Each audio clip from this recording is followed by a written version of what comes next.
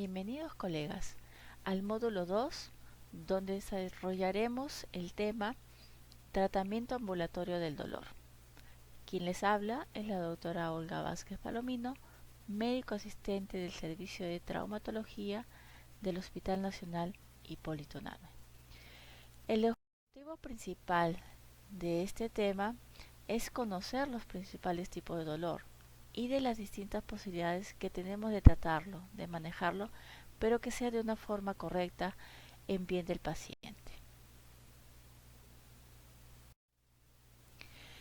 Si bien el dolor constituye la primera causa mundial de consulta clínica médica, es parte de nuestras vidas, incluso se dice que desde antes que nacemos. Un 50% de los pacientes atendidos en consulta externa son relacionados con dolor. Por lo tanto, tenemos la obligación de buscar que nuestros abordajes no solo sean efectivos, sino también seguros para los pacientes. Significa un reto terapéutico, especial por su alta prevalencia, y genera una gran incapacidad, tal así como grandes tasas de ausentismo laboral.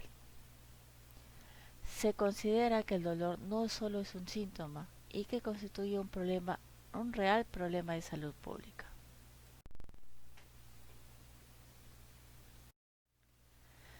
Entonces tenemos la definición de dolor. Según la Asociación Internacional para el Estudio del Dolor, el IASP, el dolor es una experiencia sensorial o emocional desagradable asociada a un daño real o potencial en un tejido o descrito en términos de dicho daño. Con esta definición estamos destacando el carácter subjetivo que presenta el dolor y que incide con la principal dificultad que vamos a tener cuando intentemos valorar desde un punto objetivo.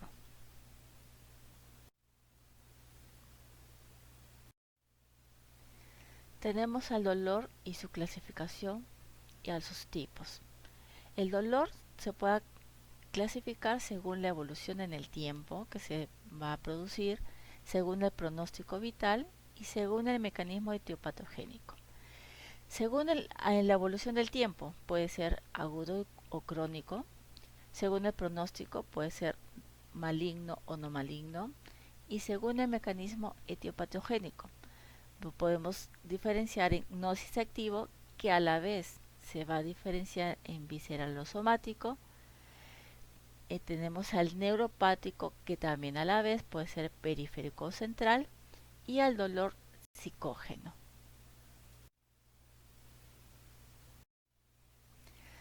Entonces vamos a ver cada uno de ellos. Según la evolución en el tiempo, como dijimos, puede ser agudo o crónico. El dolor agudo es consecuencia de un daño tisular concreto y tiene una duración limitada en el tiempo. Este dolor va a finalizar cuando cesa la lesión o la causa que lo origina. Tenemos, por ejemplo, un golpe o una fractura que cesa el dolor parcialmente al inmovilizarlo, o un cuadro de apendicitis que cede posterior a la cirugía. En cambio, el dolor crónico se considera aquel que tiene una duración mayor de 3 o 6 meses.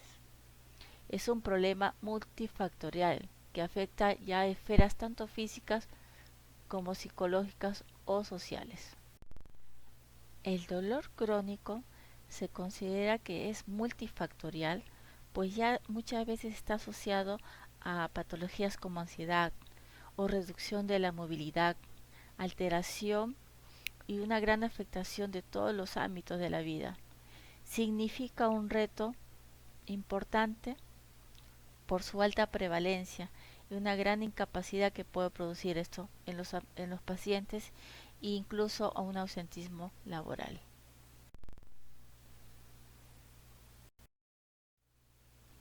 Entonces, tenemos las diferencias entre el dolor agudo y el dolor crónico. El mecanismo de producción. En el agudo, la lesión es súbita y corta. En cambio, en el crónico ya hay una lesión crónica tisular. Se dice que el dolor agudo es menor de 6 meses y el dolor crónico mayor de 3. La sedación puede ser deseable en el caso de ser agudo porque es más intenso. En el dolor crónico suele evitarse. La duración del analgesia en el agudo se utiliza realmente hasta que pase el episodio agudo. En cambio, en el dolor crónico, todo el tiempo que sea posible, pues ya se va asociando, como hemos visto, a patologías de ansiedad o de inmovilización del paciente. La administración del fármaco ya es pautada en el crónico también, y a eso es lo que nos vamos a dedicar posteriormente. Las dosis y vías de administración de los medicamentos generalmente es estándar y parenteral. En cambio, en el dolor crónico, como hemos visto, a que está asociado a otros factores, va a ser individualizada y de generalmente oral, porque ya va a ser un tratamiento casi ambulatorio. La medicación coadyuvante en el dolor agudo no suele requerir, pues netamente es para eliminar la causa, tratar el dolor en forma rápida y nada más. En cambio, en el dolor crónico sí ya es necesaria una medicación coadyuvante, como vamos a ver posteriormente.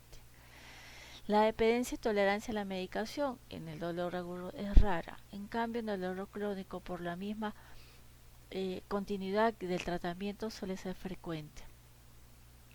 El componente psicológico en el agudo no es tan importante, como hemos dicho, es de limitación. En cambio, en el dolor crónico sí puede ser determinante, por lo también requiere a veces de apoyo psicológico. El estado emocional en el dolor agudo es más ansiedad por el mismo estado agudo que presenta el dolor. En cambio, en dolor crónico, al ser tan prolongado, ya se va a estar asociando a una depresión.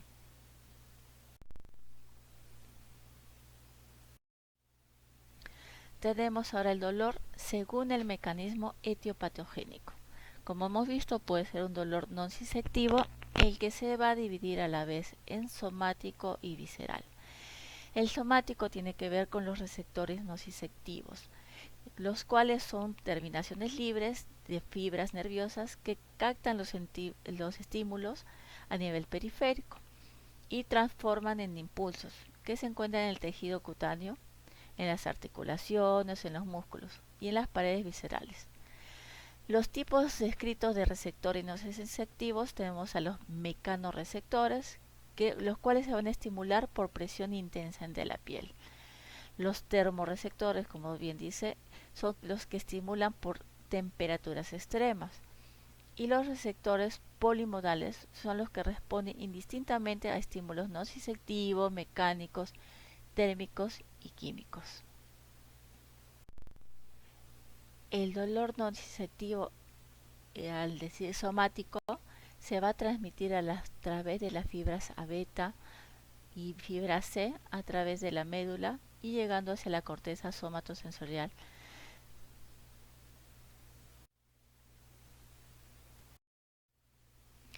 El dolor nociceptivo visceral. Este se va a producir por activación de los nociceptores, pero que se presentan en las vísceras, ya sean torácicas, abdominales, pélvicas. Es de carácter profundo y opresivo, mal localizado y que tiene irradiación. No está bien definido dónde inicia y dónde es el final, o hacia dónde se irradia. Este dolor le va a causar la distensión de las vísceras, la compresión, infiltración, isquemia o lesión química netamente de las vísceras. Este puede ser un dolor referido, percibido con dolor en otra localización. El dolor neuropático.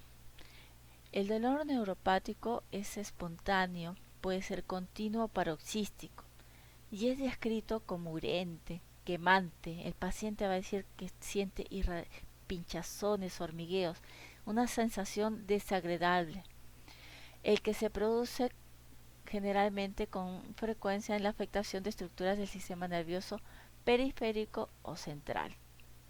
Es un dolor, como hemos dicho, que en ocasiones aparece espontáneamente, sin estímulo aparente o produciendo una respuesta alterada a estímulos normales.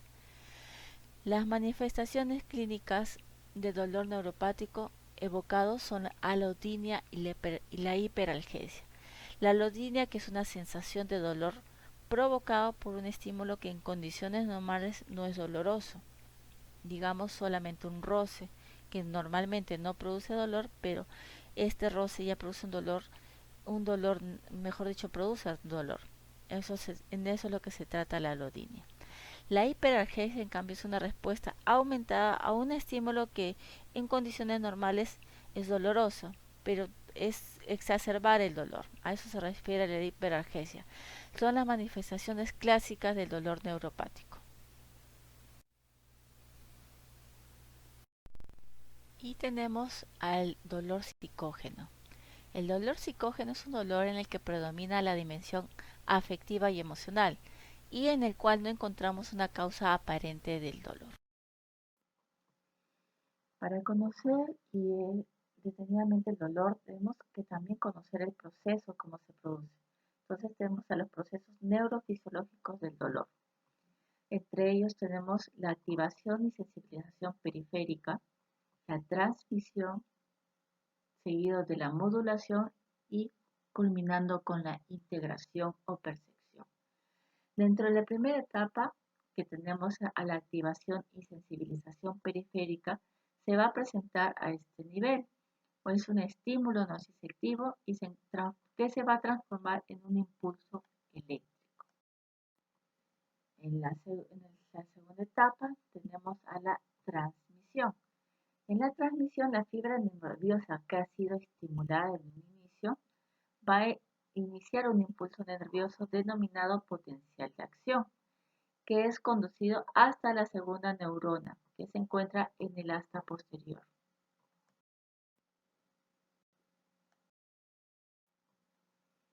De ahí continuamos con la modulación.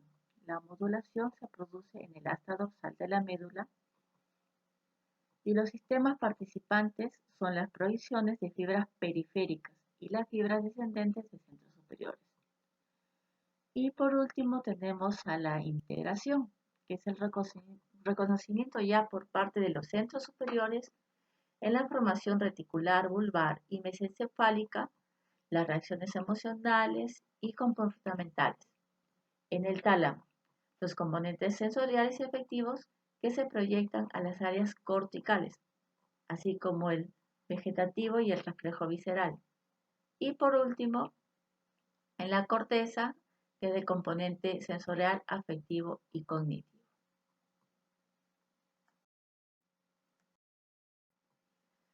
Para poder tratar el dolor, tenemos que primero valorarlo, saber y para no solamente valorar para tratar, sino para hacer un seguimiento en los pacientes. Por lo tanto, la valoración clínica del dolor en la posible etiología, la cuantificación del grado tiene importancia capital a la hora de aplicar un tratamiento correcto. Es necesario distinguir entre el umbral de percepción del dolor, que es la intensidad con la que se siente por primera vez el dolor, tras la aplicación de un estímulo doloroso. Hay que diferenciarlo de lo que es el umbral del dolor. Esto que es importante, que es la intensidad en la que el dolor se hace insoportable para la persona.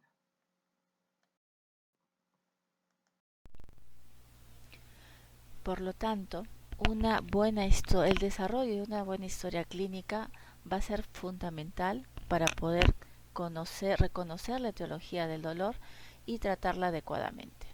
Para esto tenemos que dentro de la historia clínica debemos investigar la localización del dolor, dónde se encuentra, dónde se inicia, si tiene irradiación o solamente es un solo lugar. El tiempo de evolución, como hemos visto, para poder diferenciar si se trata de un dolor agudo o se trata de un dolor crónico. La forma de comienzo, si es una forma de comienzo brusca, es una forma insidiosa o es progresiva.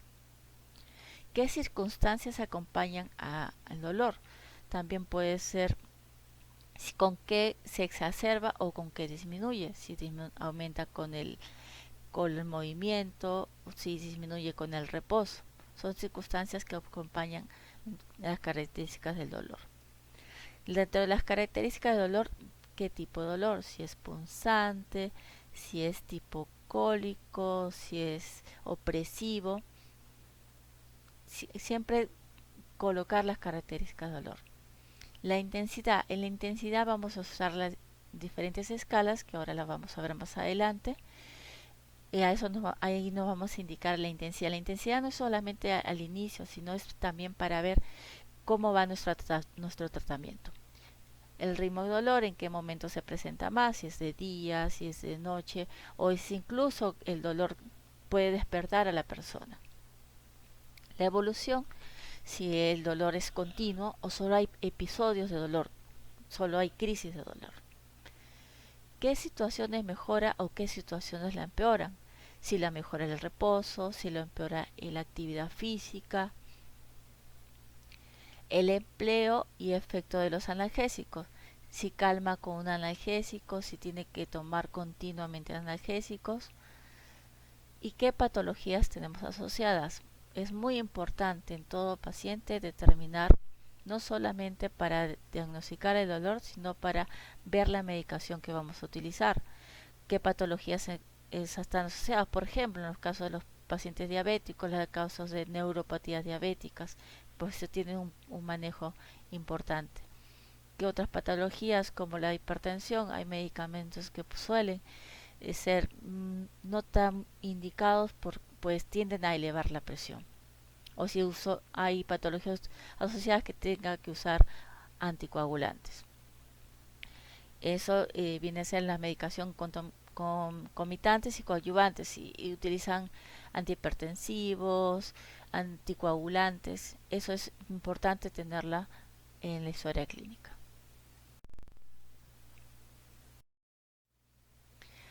De ahí continuamos con la exploración física. La exploración debe ser integral y pormenorizada, enfocarse desde el punto de vista de la valoración funcional y considerando las capacidades del sujeto explorador. Las exploraciones complementarias ya dependerán de la orientación diagnóstica que la historia clínica previamente redactada y la exploración nos permitan realizar.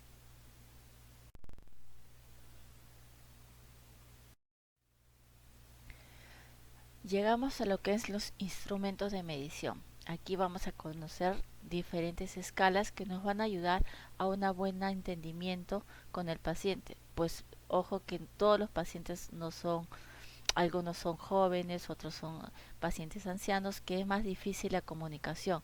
Y estas escalas nos van a ayudar a poder comunicar la intensidad del dolor. Por lo tanto, la utilización de las escalas tiene el objetivo de evaluar, reevaluar y permitir comparaciones en el dolor, teniendo su aplicación fundamental en la valoración de la respuesta al tratamiento. Tenemos muchas escalas, pero vamos a tomar las más importantes y las más fáciles de usar. Tenemos a la escala numérica, como su nombre dice, es relacionado a números, va del 0 al 10.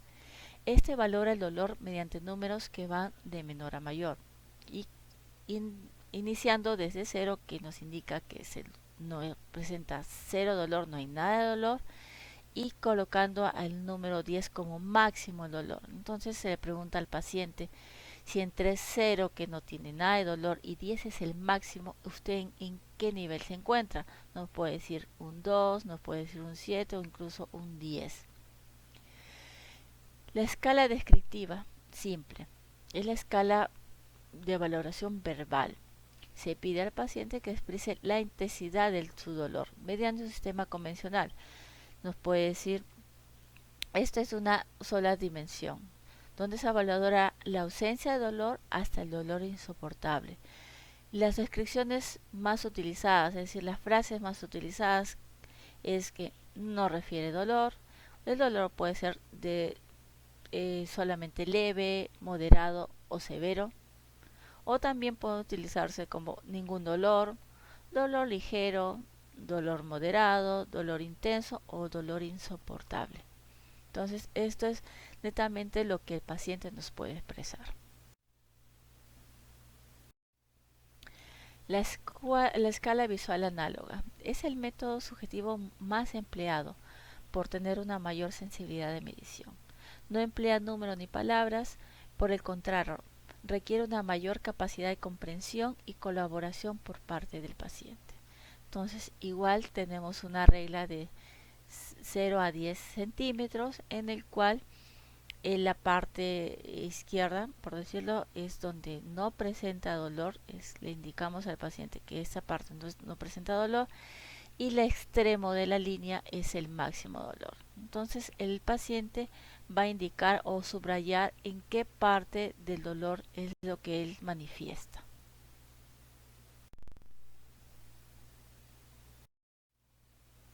La escala de expresión facial o test de Usher.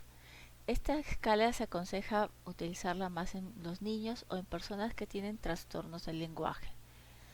A veces muestra también utilidad en pacientes con enfermedad mental.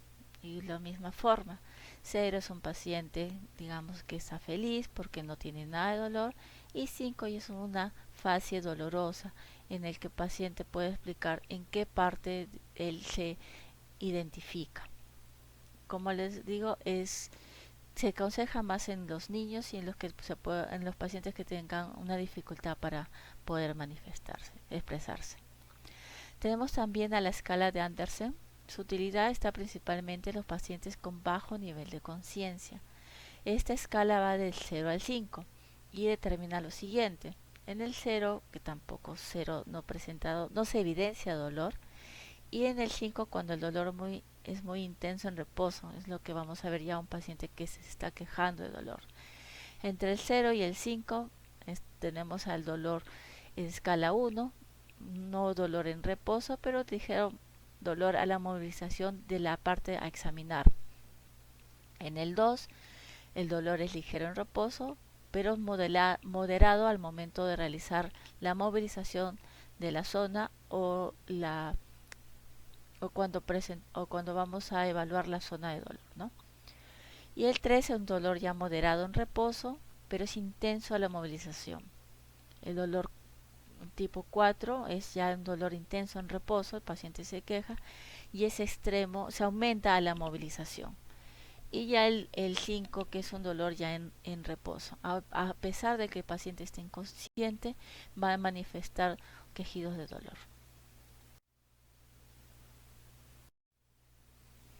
Entonces llegamos a lo que es, ya tenemos al paciente, ya lo hemos evaluado, ya vamos viendo la etiología del dolor, ya lo hemos examinado, vemos qué tanto es el dolor, si es un dolor a grandes rasgos leve, moderado, severo. Entonces pasamos a la medicación. Y aquí es importante conocer cada medicamento que nos presenta la escala de medicación, o que es la que se utiliza por la Organización Mundial de la Salud, pero es muy importante conocer cada medicamento y cuáles los riesgos y beneficios en cada uno de ellos.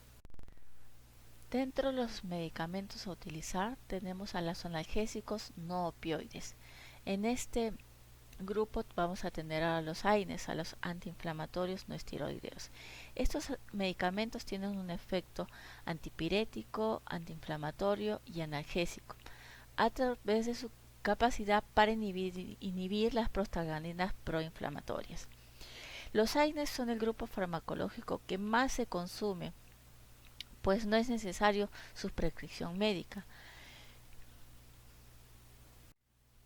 Estos medicamentos son fáciles de adquirir y también pues son utilizados generalmente en el dolor agudo tanto como en el dolor crónico.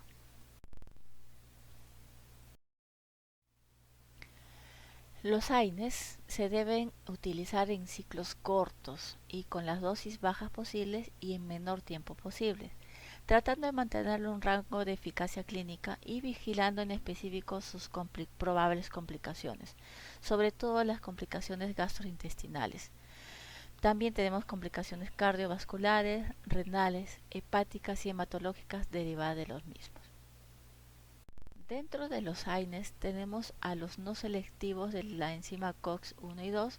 Dentro de estos tenemos a la aspirina, acetaminofén, indometacina, naproxeno, diclofenaco y el piroxicam.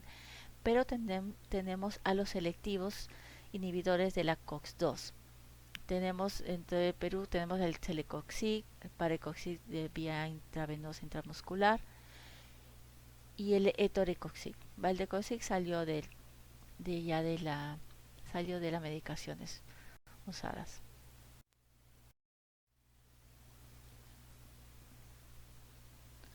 Los AINES, ¿cuál es su mecanismo? Inhiben la producción de prostanoides proinflamatorios que intervienen en la hiperalgesia periférica y central.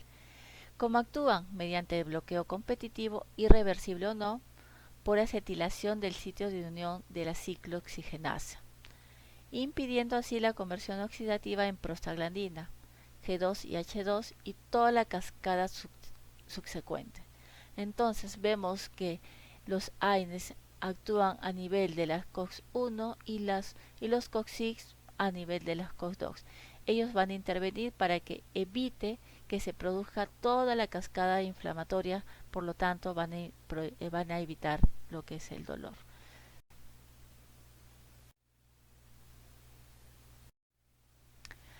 A partir de una dosis máxima no tiene beneficios terapéuticos y sí aumentan considerablemente sus efectos adversos. Por eso es muy importante conocer los efectos adversos de los AINES.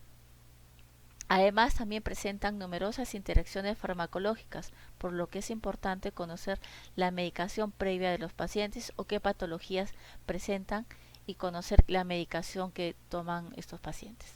Dentro de los efectos secundarios, entre los más importantes y principal, diría yo, es los efectos gastrointestinales.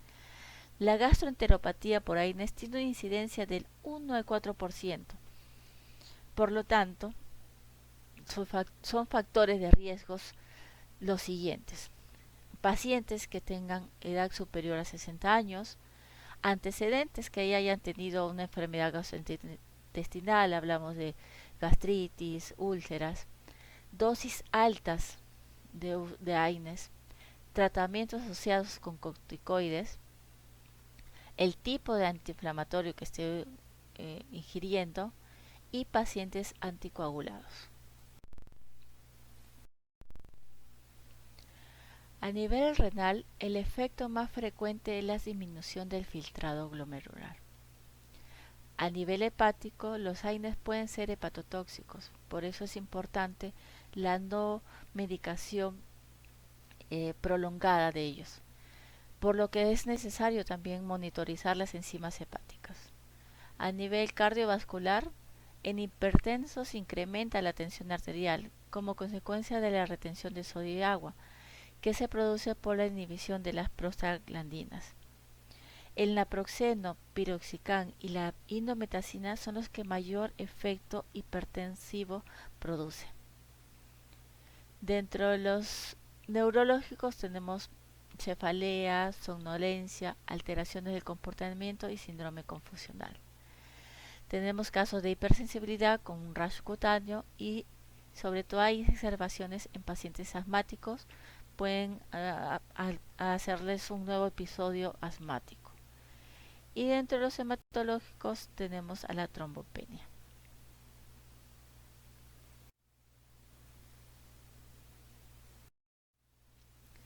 Dentro de las interacciones farmacológicas más importantes son las siguientes. Con los antiácidos, estos van a disminuir su absorción, sobre todo con la indometacina y el naproxeno. Si el paciente está tomando sus antiácidos, es mejor y le vamos a indicar un naproxeno, es mejor que los tomen en horarios diferentes. Con los anticoagulantes orales, hay un riesgo aumentado de sangrado, sí. En estos pacientes la anticoagulación de elección es mejor indicarles un paracetamol o metamizol. En todo caso, si es necesario utilizar un antiinflamatorio, evitar que sean de dosis altas. Si es necesaria mayor potencia antiinflamatoria, son preferibles el uso de diclofenaco o nabumetona, siendo en esos casos recomendable monitorizar el tiempo de protrombina. Interacción con los beta bloqueantes. Pueden producir retención hidrosalina. Con la indometacina y piroxicam va a disminuir el efecto hipotensor. Con la digoxina aumenta su concentración plasmática y el riesgo de toxicidad. Por lo mismo hay que estar dosando la digoxina en estos pacientes que ingieran AINES. Con los diuréticos, con los ahorradores de potasio, pueden producir hiperpotasemia. Con los diuréticos de asa van a reducir su efecto, por lo que hay que tener en cuenta insuficiencia renal y en ancianos para poder mejorar la dosis. En cuanto a las heparinas, va a aumentar el riesgo de sangrado. En los inhibidores de la IECAS van a reducir su efecto antihipertensivo e inducen la retención de sodio. Con las sulfonilureas hay riesgo de hipoglicemia, sobre todo en los salicilatos. Ahora pasamos al otro grupo de los analgésicos. En este caso ya venimos a los analgésicos opioides. Estos opioides son compuestos naturales o sintéticos que se fijan a receptores específicos en el sistema nervioso central y producen analgesia. Hay tres tipos de receptores opioides, el Mu 1 y 2, kappa y delta. La clasificación de los opioides es la siguiente: van a ser agonistas puros, parciales o mixtos, o también actúan como antagonistas. Dentro de los agonistas puros, la interacción exclusivamente con los receptores Mu van a ser la morfina, fentanilo, metadona, meperidina, codeína y el tramadol, que es el más utilizado. Entre los agonistas parciales van a presentar actividad intrínseca sobre los receptores Mu limitada solamente al 50%, pero con fuerte afinidad sobre los receptores va a tener la buprenorfina. Entre los mixtos son agonistas kappa y antagonistas Mu, la pentazocina.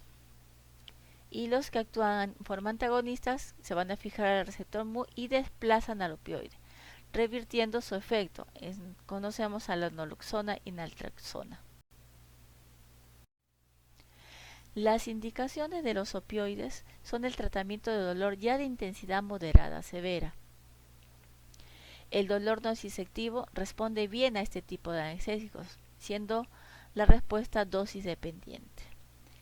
En el dolor neuropático la respuesta es variable, siendo frecuentemente necesarias más dosis, por lo que la aparición de efectos secundarios es mayor, para lo cual es posible tratar de su uso, pero combinados con otros medicamentos para evitar su efecto secundario de los opioides. Los efectos adversos más frecuentes son los siguientes. Acciones sobre el sistema nervioso central pueden causar euforia, disforia, confusión, psicosis, somnolencia, vértigo, sobre todo en los pacientes ancianos. Prurito, estreñimiento, para lo cual es necesario a veces uso concomitante de medicación para evitar el estreñimiento. Náuseas y vómitos, es susceptible a algunos pacientes, no todos. Retención urinaria y depresión respiratoria. Dentro de los fármacos coanalgésicos y coadyuvantes tenemos estos medicamentos se van a utilizar para el alivio del dolor solos o asociados con analgésicos. Son muy importantes sobre todo en el tratamiento del dolor neuropático. Los más utilizados son los siguientes: los antidepresivos. Sobre todo los antidepresivos tricíclicos han sido los que más eficacia han demostrado en el tratamiento del dolor neuropático. El fármaco de elección entre los antidepresivos es la amitriptilina. También tenemos coadyuvantes como los anticonvulsivantes. Son eficaces en el dolor neuropático. Entre ellos el más utilizado es la carbamazepina y la gabapentina.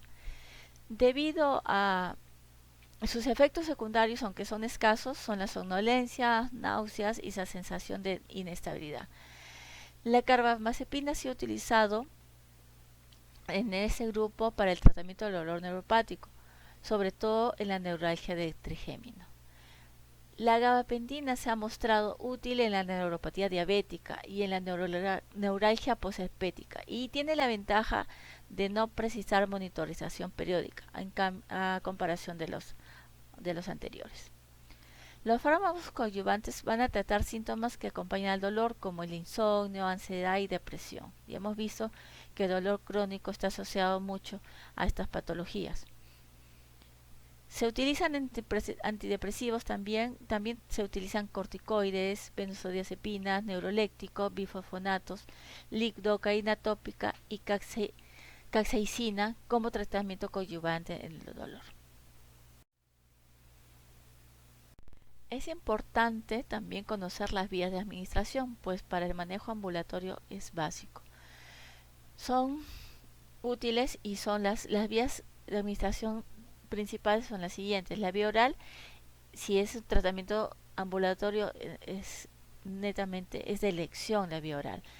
Al ser cómoda y permite una analgesia regular, con movilidad e independencia para el paciente. Esto está indicada la vía oral siempre que no haya ninguna incapacidad para deglutir y que el paciente no presente náuseas y vómitos, pues puede presentar una aspiración.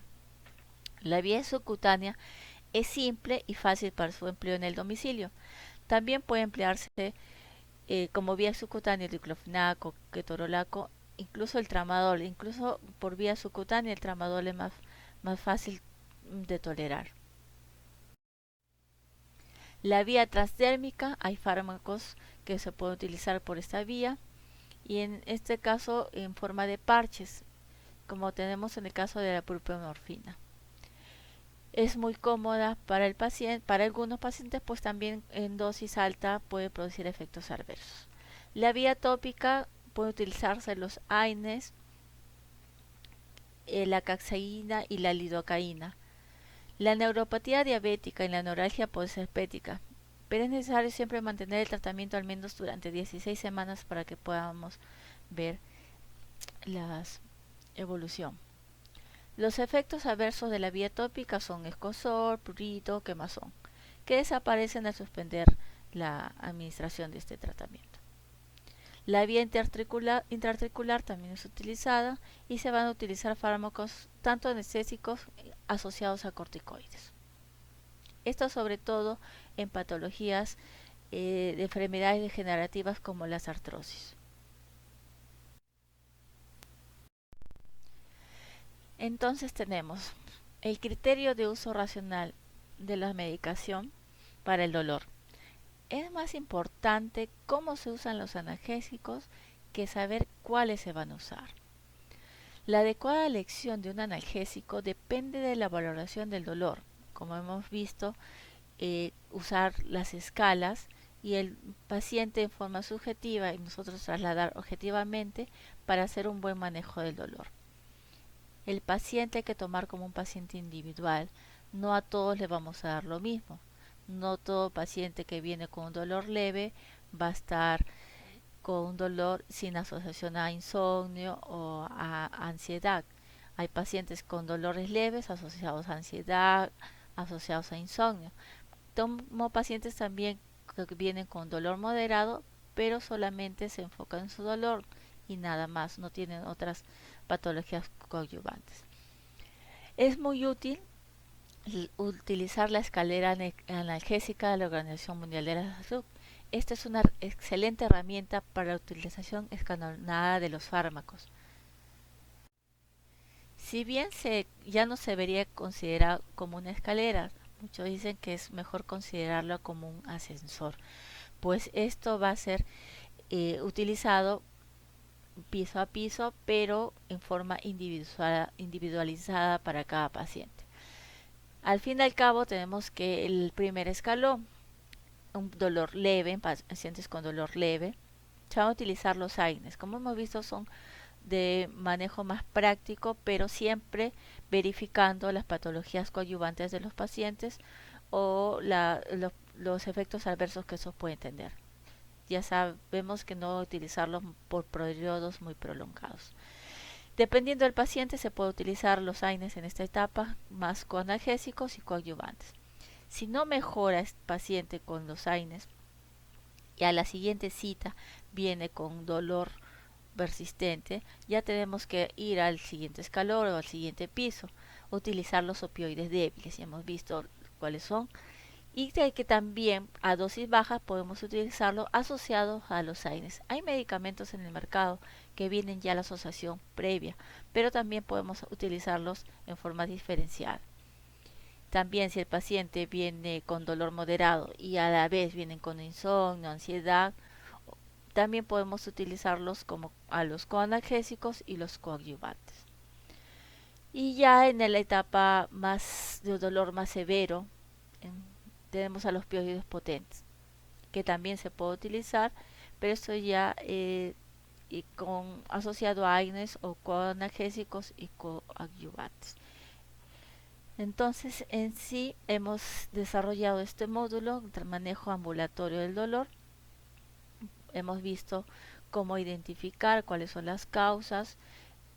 La base está en identificar el tipo de dolor. No es igual darle un analgésico para un dolor tipo cólico, que es un antiinflamatorio, para un dolor tipo cólico. Y la base es saber el tipo de dolor. El tipo de dolor, el saber la medicación, qué medicamento va a utilizar y sobre todo el paciente, tener mucho cuidado con el paciente anciano, pues el paciente anciano va a estar, aparte de las patologías que va a presentar, va a tener medicación ya prescrita previamente, entonces tenemos que tener mucho cuidado en el momento de la indicación de los analgésicos. Bueno, eso ha sido todo el desarrollo del manejo ambulatorio de dolor en este módulo. Si tienen alguna duda, a ampliar si quieren ampliar la información, ahí tenemos las referencias utilizadas. Y eso es todo. Gracias. Hasta la próxima oportunidad.